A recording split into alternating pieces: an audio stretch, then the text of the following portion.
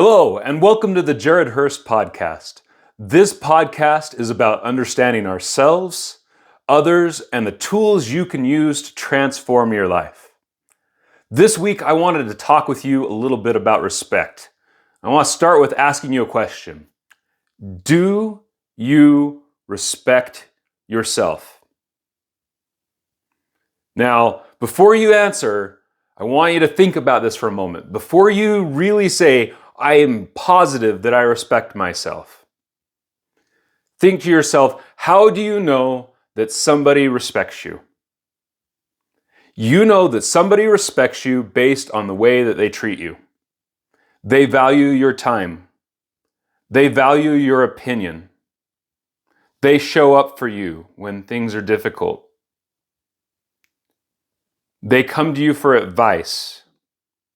They just treat you differently. You know what it feels like to be respected by somebody, to be admired by somebody.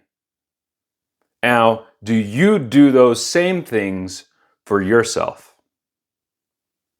There are a lot of different areas where we teach ourselves how we relate to ourselves.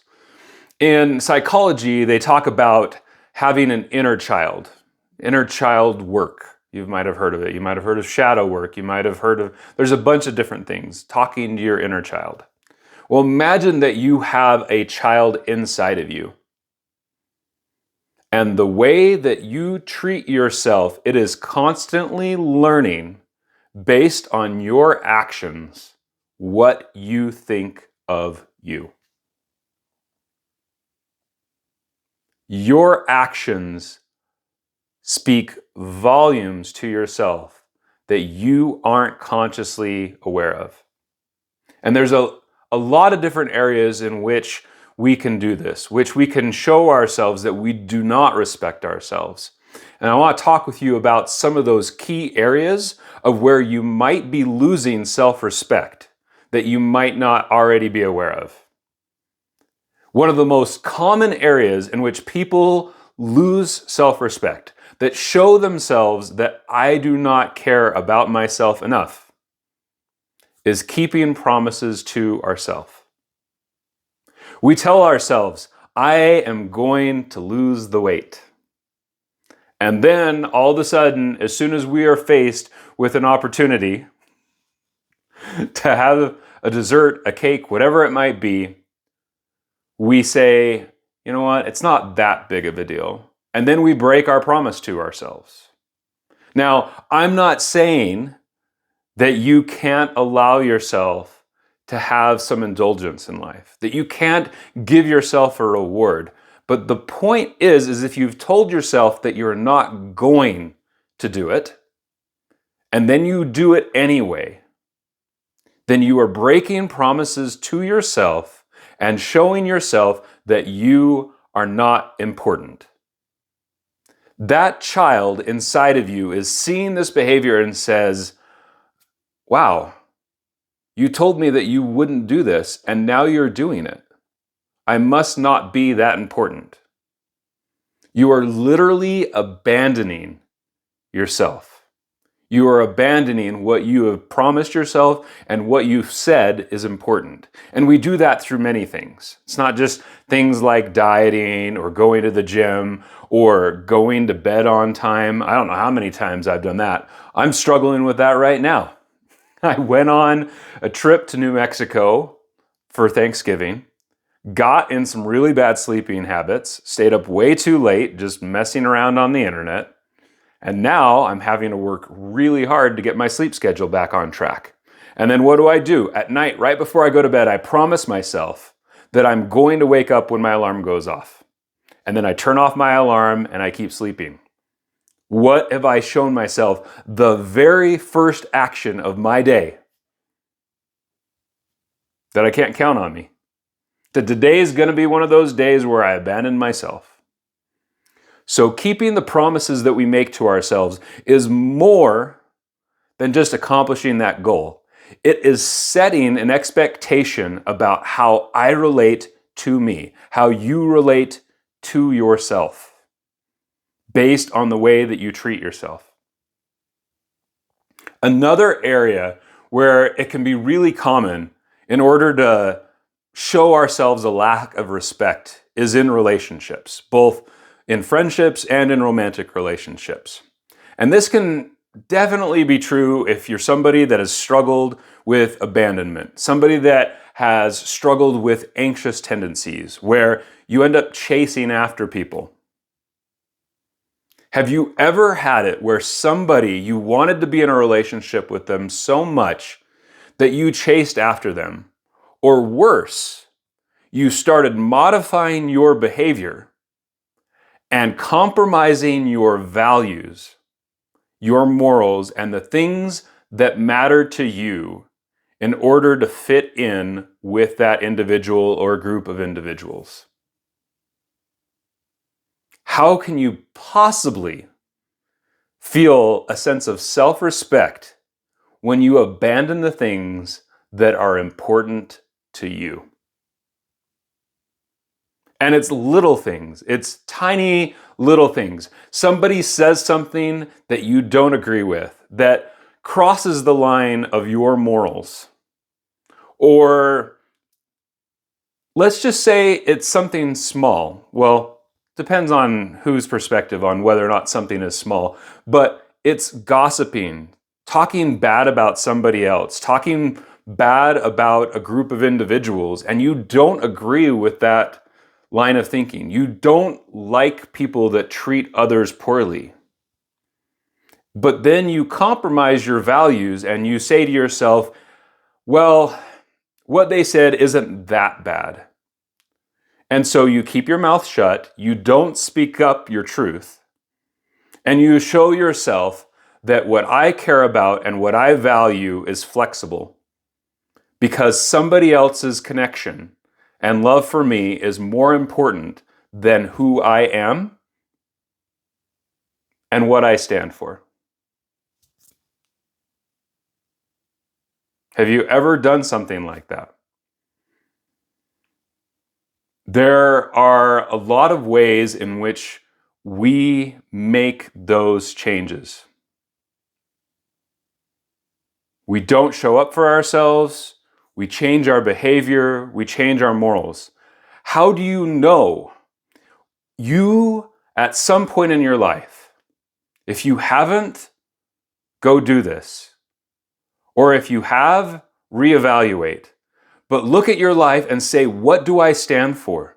What is important to me? What are the characteristics and traits of who I want to be as a person? My number one values are compassion. Am I compassionate with myself? When I have a difficult situation, do I beat myself up over it? And this can be really easy when we're growing. Like I've had all these moments in my life where I'm working on myself as an individual and I'm working to grow. And then what happens is I don't live up to the expectations I have of myself. And I don't thrash myself, but I have all this disappointment in myself. And I end up just not treating myself as kindly, as compassionately as I can. There is a line where you can be compassionate with yourself. Understand that you are a human that makes mistakes, but then also recommit yourself. There is also a line where we choose to say, I'm going to allow myself to do things that are against my value system and then can be compassionate with myself later. That's not the solution. It's not what you want when you show yourself.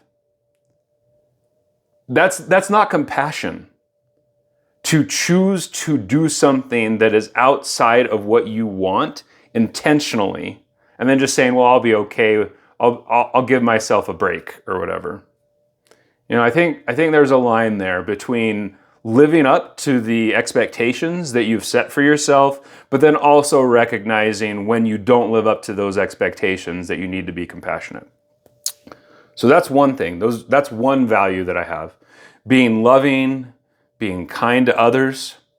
So I look at it, and when I have somebody that cuts me off in traffic, do I respond in a loving, kind way? When I go to the gym and I see people there and they give me a smile or whatnot, do I respond in a loving, kind way? I walked into a coffee shop today, and when I walked into the coffee shop, the woman instantly said, "You want the cold brew coffee, right?" I said, "Yes, thanks. I want this and this." And what I didn't do, and I regret doing this, is I didn't tell her thank you. I mean, I did. She handed it to me, I said thanks, etc. But I didn't go out of my way to let her know how much that meant to me, that she remembered who I was and what I wanted. I did say thank you when she took my order. I did say thank you when I got my order. But I didn't do that extra little step that is who I want to be. And saying to her, "You know what? I really appreciate that you care enough to remember who I am and what I want. Thank you so much. That means a lot." That would be true and authentic to who I am and in line with my values. So I'm not going to go through listing all the different things that are important and part of my value system. But the point is sit down, put down a piece of paper and say, what do I want my life to look like? What do I care about and what's important? And what traits do I want to develop that I don't already have as a person? And then part of respecting yourself is making the effort to add those traits into your life, to find a way to be comfortable with being that individual who you've said that you want to be.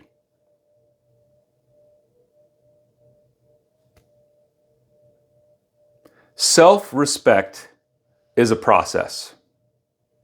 It's a process of how I relate to me in each situation. Your mind is constantly picking up on everything that you do. And you see it in the way that you treat others. If you look at it, the people that are most critical of other people are incredibly critical of themselves. They may not show it, but they are.